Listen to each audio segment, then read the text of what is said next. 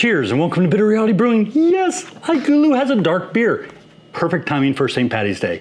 It is a creamy Irish stout. And I've been reading the ingredient packet. They went all out. It's very, very cool based on the ingredient packet. I haven't opened it.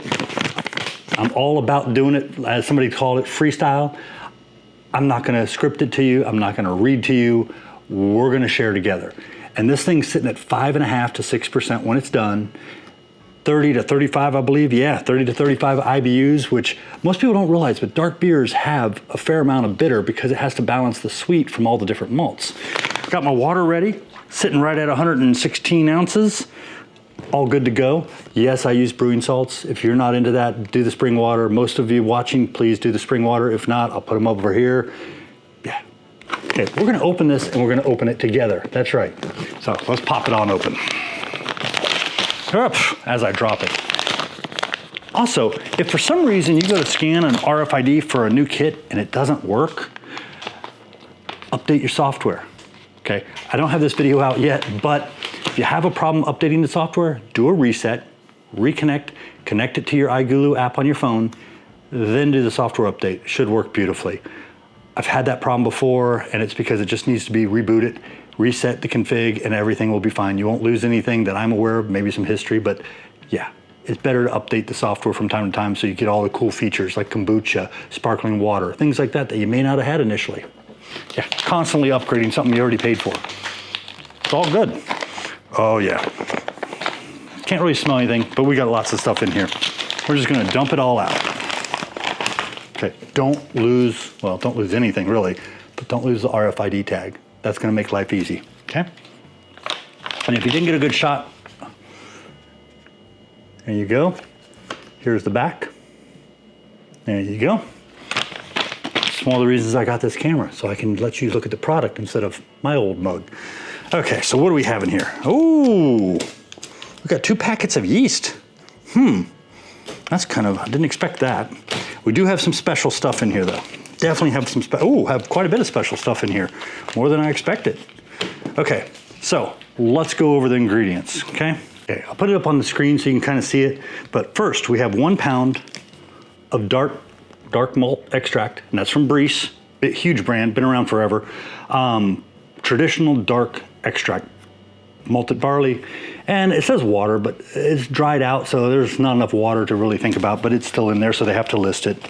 Then, this is, I'm not even gonna show you the special stuff. We'll show you that at the end, as I've got the RFID stuck to my hand, or arm.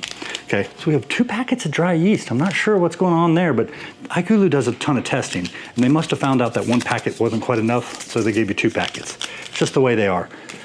David, the CEO, is all about everybody being exposed to home brewing, and I agree. I mean, life is too short. You should really try everything in life, and if you've never tried home brewing, you gotta check it out. Just saying. Okay, so we have 2 hop bitter extracts. That's to help add a little bit of balance. It's not gonna make it a bitter beer. It's gonna balance the sweet and the bitter. It's all about balance. And yeah, so you have 2. That is 15 each, which is about 30 IBUs. But as IBUs can vary a little, it could be as much as 35, and that's why they put 30 to 35. Here's the special thing, okay? It is a dry malt extract with wheat, barley, and lactose. Yeah, I'll put that up so you can see it, okay? And for everybody out there who is lactose intolerant like me, if you enjoy a good beer, it's not gonna kill you. It can take some enzymes, you know what I'm saying? Just, it's not like eating cheese. It's not a lot of lactose either, I promise you. We got 7 ounces total, and the last item is lactose, so it's maybe 1 ounce in there, I'm guessing. Don't know for sure, so don't quote me on that. Your mileage may vary. Okay, we're gonna go ahead and brew. Yeah, I've got the water, it's all ready to go. I've got everything going, I'm set, I'm excited. Let's brew. Okay, sorry, I had to clean the razor blade. First, I'm gonna do what I always do. I'm gonna drop the hops in there, and I'm gonna get something to stand this up so you can see it a little better. There we go. You should be able to see that much better. So we'll take the hops. These tear, you don't need any special scissors or anything. And you turn and you just squeeze them in. And looks a little yellow, it's all good.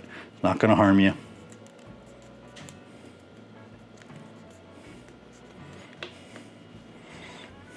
Like I said before, if you're not into big beer brewing, you're just learning, stick to your spring water, buy spring water, good good beer.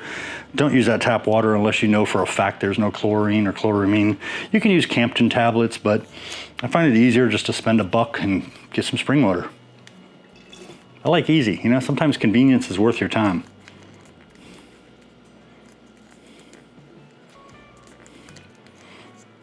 Now, if you live in Florida, you might have Campton tablets. Just saying, I keep some on stock, mainly because I live in Florida. Okay, now in here, it says sprinkle in the yeast, do not stir. Okay, that's fine, I'm good with that. But it does say mix well. You're gonna see some people put the lid on and shake it. The problem with that is when you do, you need to take that lid off and go wash it now. Otherwise, you're gonna have some dry stuff stuck on here. I stir. I clean this really well and I use it to stir. This is the dip tube / I call it the straw, because it looks like a big straw. Just what it is. Okay, on here, remember this stuff, if you've never seen one of my videos, this dry malt is like pure powdered sugar. It will stick to anything and everything. If you make a little cut, it's gonna open up some air and everything's gonna kind of fall away from the opening. Cut it, don't go crazy. Be very, very, very careful with this, okay?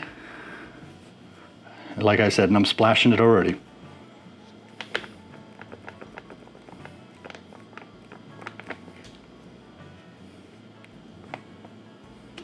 And turn this around so you can not have that orange thing in my way. There you go.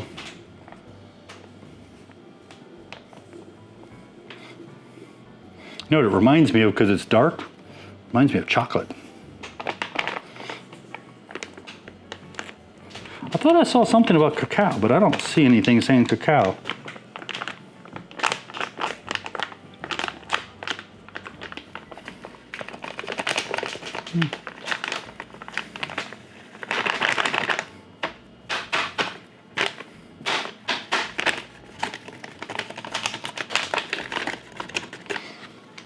Yeah, I might have been dreaming. I dream about beer, and I got this yesterday, so I might have been thinking it had that in it, and I don't see it.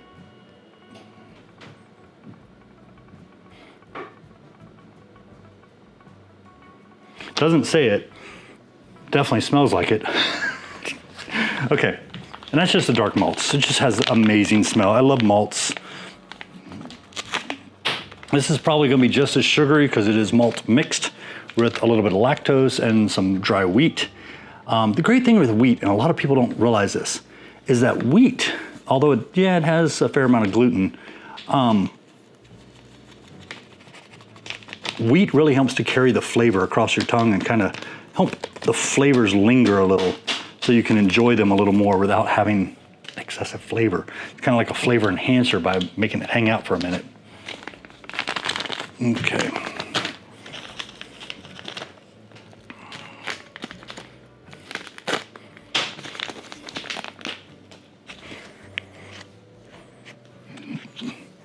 The smell of this is very, very mild.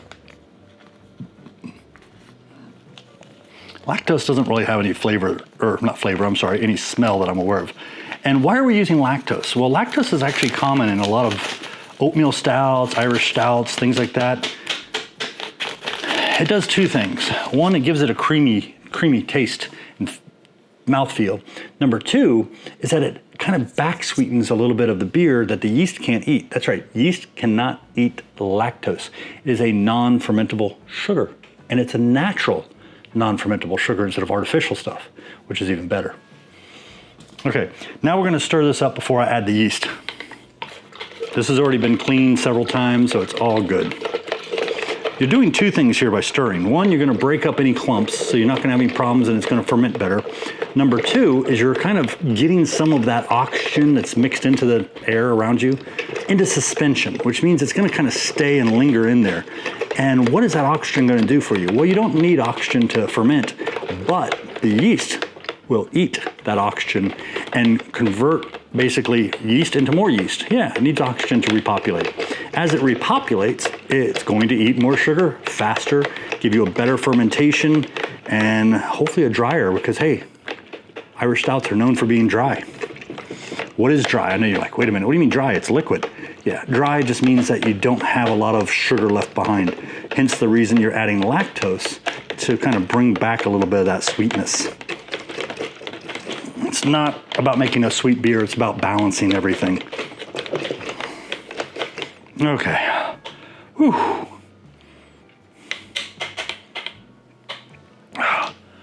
don't work out my fingers. Okay, take the yeast. I do not see a tear tab on these.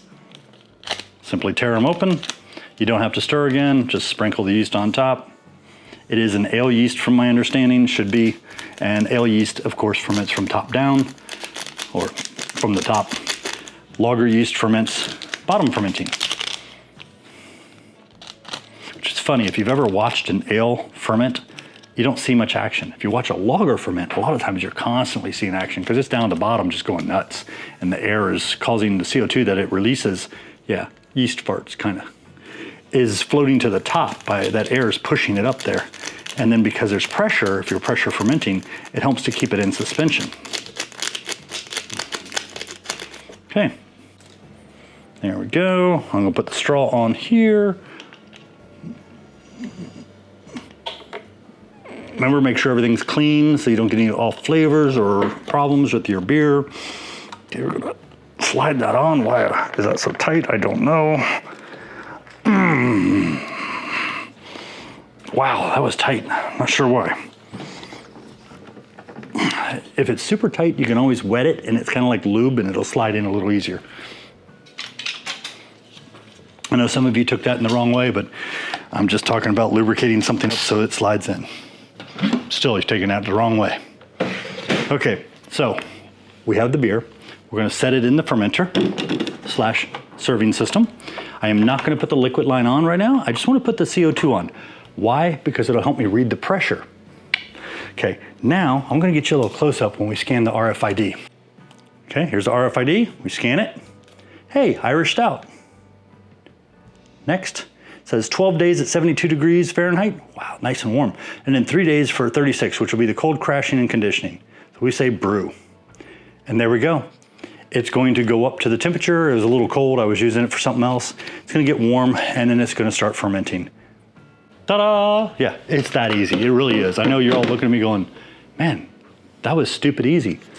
I hold on to these, why? Because if I decide to brew another beer like this, I don't have to customize it in my phone. I can just go, hey, I want to do it the same way I did it last time, but I'm brewing my own beer. Yeah, I just swipe this and I'm all good. And this thing right here says iGulu Brewing Pure Premium Ingredients. This one doesn't say stout on it, so I'm gonna have to put a little label on the back, write on it. You can always swipe it and it'll tell you what it is in case you forget to write on them. I have had some, I swore it said what they were for, but that's okay. Don't forget, like, subscribe, working for 10K this year. Yeah, I appreciate you sharing the videos. I really appreciate the subs and love the likes. If you have any questions in the comments, let me know. And of course, if you don't already have an iGulu, what the hell are you waiting for? I'm just saying, even if you're brewing hardcore, these things are awesome for experiments and doing all kinds of things above and beyond the kits. And if you get the kits, you can modify them too to kind of tweak them to the way you like it. Yeah, didn't think about that, did you? Cheers. Appreciate you. Yeah, happy St. Patty's Day. Appreciate you.